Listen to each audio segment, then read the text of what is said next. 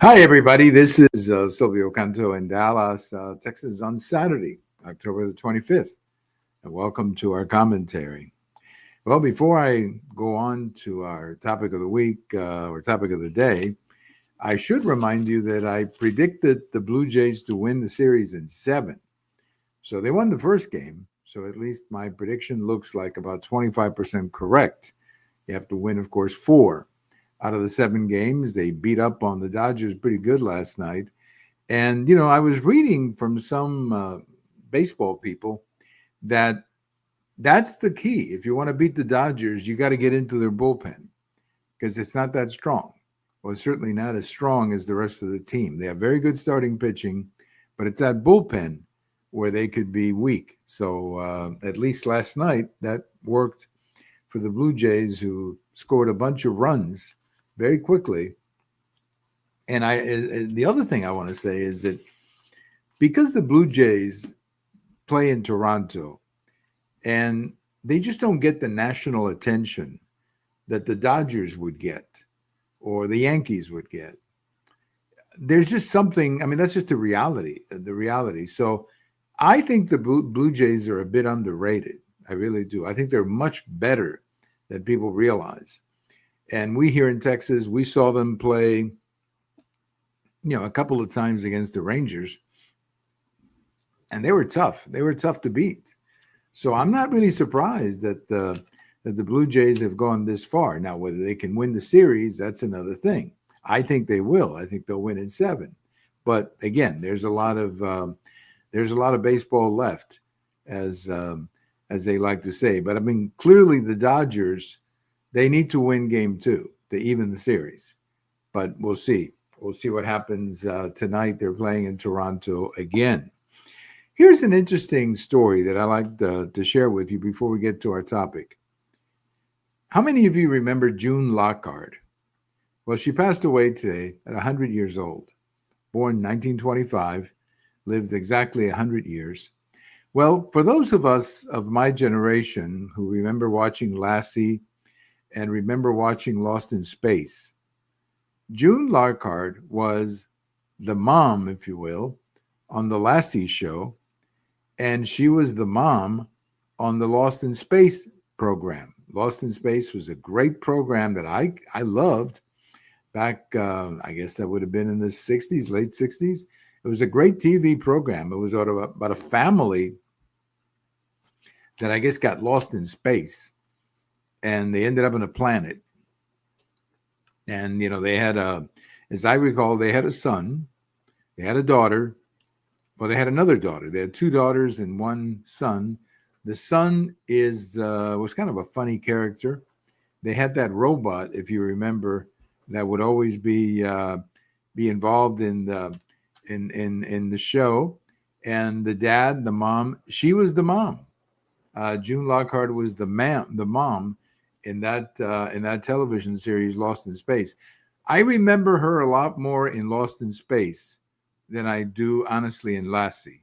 I don't remember Lassie that much. I watched some of the reruns, but I don't remember it when it came out that much. But Lost in Space, I love that show. And I guess you can still see the reruns from time to time. They show them somewhere else. I don't know what else she did. Maybe it's possible she had other roles to play in movies. But those two, being on the Lassie show and in Lost in Space, those two were just memorable.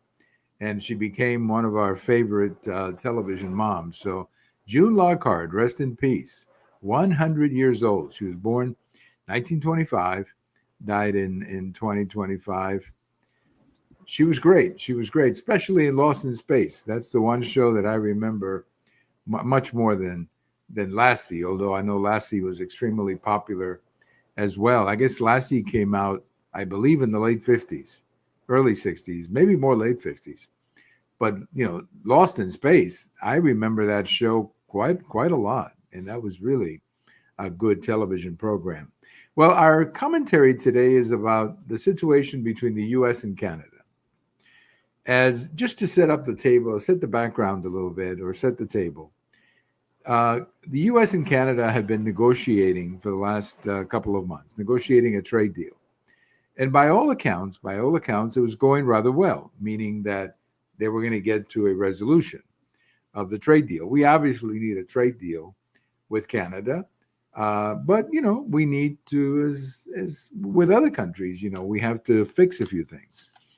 But it was apparently moving in the right direction. Everybody seemed pretty convinced that we would have a trade deal, soon, probably, in a few months. And then the premier of Ontario decided to get cute. And he runs an ad. He spends $75 million and creates a television ad. And they start running these television ads, and I guess in some red states or some Republican parts of the country. And the intent of the ad was to show that President Ronald Reagan, was against tariffs. So they took a radio commentary that President Reagan did back in 1987, and they didn't show the whole thing. They only showed maybe the first half of the commentary. And in the first half of the commentary, President Reagan was clearly saying that he didn't like tariffs, that he thought tariffs would be counterproductive, that they end up hurting countries, that they end up hurting workers and factories and industries. And, that was, that's what he said. But then in the other part of the commentary, this is the part that he left out. Reagan said that there were times, especially when you were negotiating with a country where there was a trade imbalance, that there were times when you had to use tariffs to balance things out. Now, Reagan back in 87 was talking about Japan and the automobile industry. That's what he was talking about back then when he was justifying some of the tariffs that he was going to put on Japan. But that part of the speech, or that part of the commentary, was not included in the television ad that they ran. So obviously that's when everything hit the fan. That's when everything hit the fan. By the way, we're getting a major rainstorm right now. I think maybe you can hear the drops hitting the window. We're getting quite a storm here in late, I guess about almost 5 o'clock Central Time here in the North Texas area. So they forgot to include that part of the speech. And, obviously that created quite a reaction. First of all, from the Reagan Foundation, because they said, hey, wait a minute, you took a speech and you didn't really play the speech. You edited the speech, you twisted the meaning of the speech, and so on. So really, it was a pretty stupid thing to do by the premier of Ontario. They don't call them governors up there. They call them premier. And that was really stupid. I think that's true. I think the premier of Ontario should have looked into this a little bit deeper. Now, I don't know whether he himself prepared the ad or whether the staff did, but whoever advised him to do this particular ad, honestly, was not very good or very smart, or didn't do their homework, as they like to say. So you ended up with an advertisement or an ad, misleading the public as to what exactly Reagan said. Yes, Reagan did say the tariffs were bad in general, but he also said in that commentary that there were times when you had to use a tariff to balance out whatever trade imbalance there was. So I think when you look at this ad, number one, I think the premier of Ontario made 3 big mistakes here. The first one was to get involved in U.S. politics. You never do that. It's always a bad idea when you get involved or when you stick your nose in somebody else's politics. It's always a bad idea. It never works. People don't like that. They don't like other countries, telling us how to vote or what to do. So that's right there. That's a bad idea on those grounds. The second thing, of course, if you're going to quote Reagan, if you're going to, use a speech by President Reagan, by the way, a speech from 1987, so that makes it, 38 years? If you're going to quote a speech or present a speech or a commentary by President Reagan, you might as well do it right. No, you might as well present it right. But they didn't. They edited the speech. And last but not least, I think that the premier of Ontario got a taste of what happens when you try to throw Trump a curve. that he doesn't like it and that he will punch back and punch back pretty hard. So at the moment, there are no negotiations.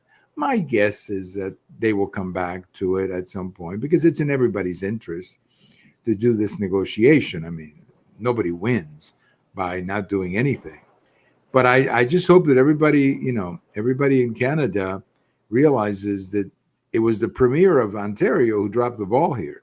Now, I think a lot of other people in Canada agree with me on that because you're seeing, a lot, even the Prime Minister of Canada, Mr. Carney, he looked a little bit surprised when he learned about this. I don't think he was behind this. I have a feeling this was done without the consent of the Prime Minister. Whatever you may think of the Prime Minister of Canada, I think he's a pretty smart guy. He's a very diplomatic, old school kind of guy. And I think he's smart enough to know that you don't get involved in another country's politics. So it was a very bad idea. Hopefully, both countries can get over this and we can get back into putting together a trade deal, because a trade deal is both of our interest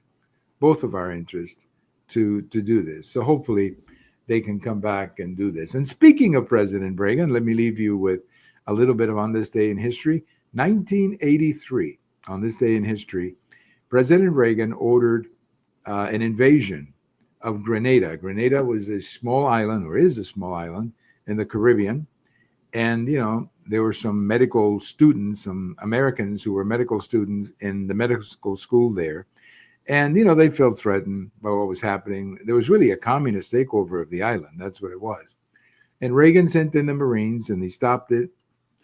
And that was the end of that. It was a very quick operation, a good operation.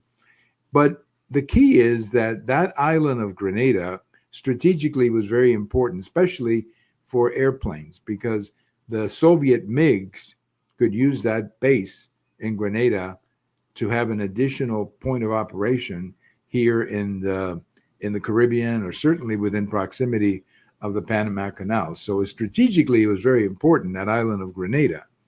But, again, most people didn't know where that island was. But in terms of military strategy, it was a very important island. And President Reagan was very decisive in taking that action. And it worked out really well. For him. And it was also a confrontation on that island between American Marines and Cuban soldiers who were actually there protecting the government of Grenada. So that was a big victory for the good guys, in Grenada. Well, I hope you're hearing the rain. It's coming down quite hard.